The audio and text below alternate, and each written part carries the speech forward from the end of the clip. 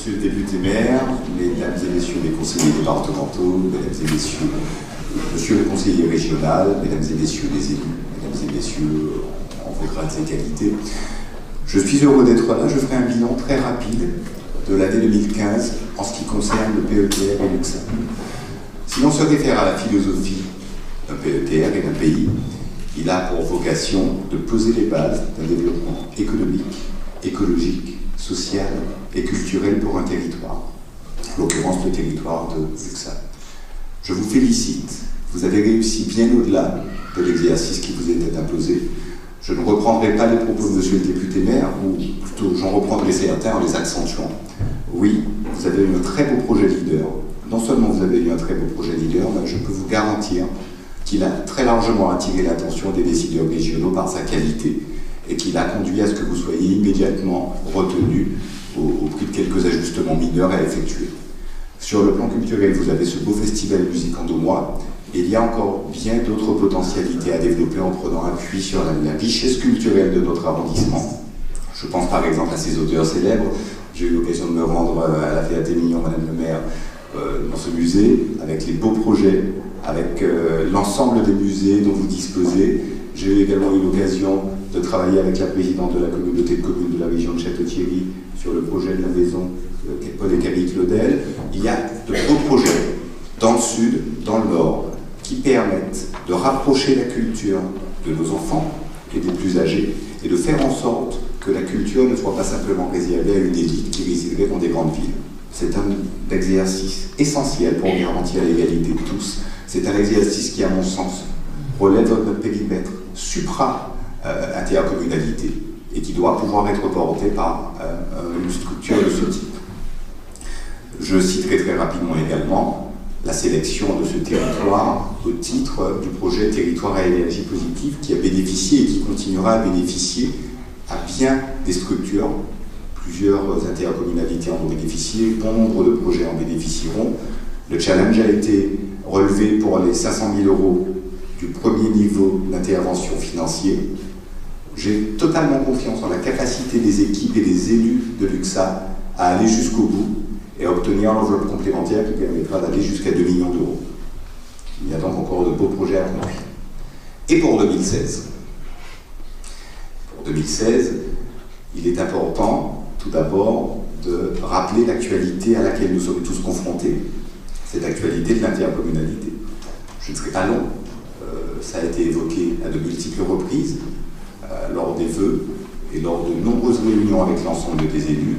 La loi NOTRe aboutira à la mise en place de nouveaux périmètres intercommunaux à compter du 1er janvier 2017, selon des procédures et des modalités qui ont déjà largement été évoquées. Je les rappelle simplement pour mémoire avec quelques dates clés. Je crois que c'est essentiel de revenir sur ces éléments. Un projet proposé par monsieur le préfet en commission départementale de coopération intercommunale le 12 octobre. Un projet qui n'est pas tombé du ciel, il a résulté de la volonté de monsieur le préfet de réfléchir aux caractéristiques du territoire, de faire le point avec les élus, des élus qui, je le reconnais bien volontiers, ont été amenés à émettre un avis sans avoir pu être en capacité d'appréhender la totalité des enjeux de cette loi NOTRe. Je le conçois parfaitement et ce calendrier resserré a conduit à ce que nous essayions de réfléchir ensemble, des avis qui ont évolué dans le temps et un premier projet présenté, un projet, j'insiste bien, qui a donné lieu à des discussions extrêmement riches, à des points de vue divergents, qui se sont exprimés avec l'énergie et l'engagement qui caractérisent les élus du sud de l'Aisne. Ça a parfois été tonitruant, même stimulant. Cette phase a donné lieu ensuite à une consultation plus formelle qui s'est terminée le 31 décembre. Cette consultation a permis à l'ensemble des communes concernées d'émettre un point de vue. Je ne livrerai pas les résultats précis de cette consultation, mais je ne résistais pas au plaisir de vous livrer une petite anecdote qui me semble emblématique, celle de l'attachement des élus des 5 communautés de communes du sud de l'Aisne au travailler ensemble entre guillemets. Lorsque nous avons consulté les élus pour savoir quel était leur point de vue sur le schéma du préfet, beaucoup ont dit, à l'exception des élus de Charny puisqu'ils n'ont pas été consultés, beaucoup ont dit les 4 communautés de communes, ça nous va bien, mais qu'est-ce qu'on aimerait être 5 ? parce qu'on a l'habitude de travailler ensemble et on aimerait bien garder cet esprit. Je peux vous dire qu'une majorité de collectivités se sont exprimées en ce sens. Le 25 mars se tiendra la réunion de la CDCI au cours de laquelle, au vu des consultations, des amendements pourront être proposés. Je pense qu'il y aura des amendements puisqu'actuellement, depuis la fin du mois de décembre, des réunions se tiennent régulièrement sous l'autorité de Monsieur le Préfet avec l'ensemble des élus concernés par ces évolutions, principalement des présidents d'intercommunalité, l'objectif étant de faire émerger des amendements qui vont faire évoluer le projet de schéma initial. À la fin du mois de mars, au vu des échanges qui se dérouleront au cours de la CDCI, nous connaîtrons le périmètre des futures intercommunalités. Monsieur le Préfet prendra un arrêté au plus tard le 30 juin pour formaliser et figer ce périmètre des intercommunalités. Il y aura ensuite, je l'ai dit et je tiens à le rappeler, une phase au cours de laquelle les élus reprendront la main. Au cours de cette phase, qui débutera début juillet et qui aboutira à la fin du mois de décembre à l'élaboration des modalités de fonctionnement de ces futures intercommunalités, vous aurez à travailler ensemble sur la gouvernance, sur le devenir des personnels, sur l'organisation, sur la prise en compte des compétences des diverses intercommunalités, sur leur harmonisation. Vous aurez également à travailler ensemble sur, et ça transparaît moins de la loi de l'autre, mais vous aurez à travailler ensemble sur les coopérations supra- ou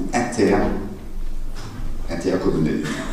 Parce que la tradition que nous avons dans le sud de l'Aisne conduit, à mon sens, à ce qu'il y ait 3 niveaux d'intervention pertinents.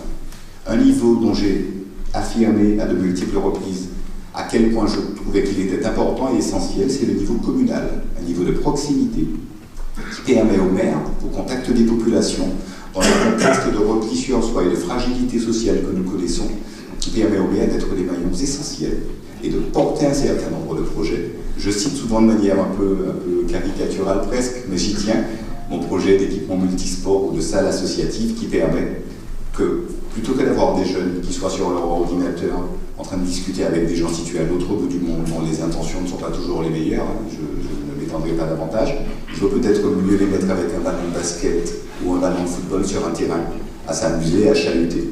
On revient à ces bonnes vieilles méthodes de vivre ensemble. Ce niveau relève des maires. Nous avons ensuite un niveau intercommunal qui sera porté par des intercommunalités renforcées, puisqu'elles auront aujourd'hui les moyens de porter des politiques publiques conséquentes.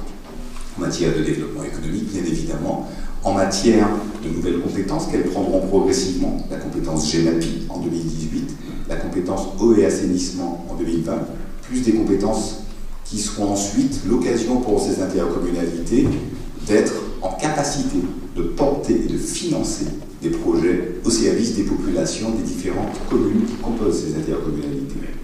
Et il y a pour moi un 3e niveau qui doit, à mon sens, demeurer. C'est le niveau du pays, dont vous définirez les contours, dont vous définirez également l'articulation avec les intercommunalités. Je vous rappelle que les PETR ont été créés comme étant le pendant des métropoles pour permettre d'avoir des périmètres avec une importance suffisante pour qu'il y ait des interlocuteurs de poids qui s'adressent au président de région. De manière un peu brutale, je dirais que face à une métropole comme Lille, face à des agglomérations, à des ensembles urbains extrêmement conséquents, si l'on veut attirer l'attention du président de la région Nord-Pas-de-Calais-Picardie, qui aujourd'hui presque le grand argentier, puisqu'il détient notamment les fonds européens et un certain nombre de finances publiques, mais pas uniquement l'attention du président de région, celle également du préfet de région, qui détient également des moyens renforcés, parce que j'en profite pour vous le dire, conformément aux engagements du président de la République, la loi de finances pour 2016 prévoit des moyens d'accompagnement financier renforcés pour soutenir l'investissement à la fois des communes et des intercommunalités. Ces moyens vont nécessiter des appels à projets complexes, qui devront être portés pour se distinguer des autres appels à projets, qui devront être portés par des élus ayant une légitimité qui, à mon sens, devra être à minima celle de grosses intercommunalités, voire de communautés d'agglomération, et qui pourraient tout à fait opportunément être portés par des présidents de syndicats du type PETR, UXA ou autres structures à définir. Je crois que, et je pense que vous y arriverez, Il y aura donc un exercice extrêmement délicat qui devra consister à définir de manière très fine cette articulation entre les trois niveaux que seront la commune, l'intercommunalité, quel qu'en soit le périmètre, et la coopération supra-intercommunale pour vous permettre de faire vivre le sud de l'Aisne, pour vous permettre de poursuivre les projets qui ont été initiés, pour permettre également de saisir les opportunités qui vont apparaître. Je pense par exemple aux enjeux d'aménagement de la plateforme aéroportuaire de Roissy, qui devrait pouvoir générer un nombre conséquent d'emplois, à condition que les communes du territoire du sud de l'Aisne disposent des infrastructures qui donnent envie aux entreprises de venir s'y installer. Et ces infrastructures ne devront pas simplement bénéficier à des communautés de communes ou à des communautés d'agglomération, elles devront bénéficier à l'ensemble des communes rurales qui aujourd'hui dans l'arrondissement sont au nombre de 118, qui présentent des caractéristiques homogènes, qui présentent des caractéristiques qui font que toutes seules ou au sein de l'intercommunalité, elles ne seront pas en capacité d'engager ces investissements structurants qui permettront de pérenniser l'emploi, d'attirer de nouvelles entreprises, d'attirer de nouveaux habitants. Donc il y a vraiment un enjeu majeur à ce que le travail initié au sein de l'UNSA soit poursuivi et intensifié dans un cadre institutionnel qu'il vous appartiendra de définir. Et j'ai, à mon avis, totalement confiance dans votre capacité à trouver le format selon lequel vous travaillerez sur ces projets. Voilà ce que je voulais vous dire sur cela. Je vous souhaite une excellente année. J'ai pris beaucoup de plaisir à travailler avec vous cette année, à réfléchir, à élaborer des perspectives pour l'année 2016. Je pense que je prendrai également infiniment de plaisir à travailler à vos côtés pour élaborer le modèle pertinent, les modèles pertinents qui permettront aux habitants du sud de l'Aisne d'être audibles aux yeux de cette future région et aux yeux des services de l'État. Bonne année à tous.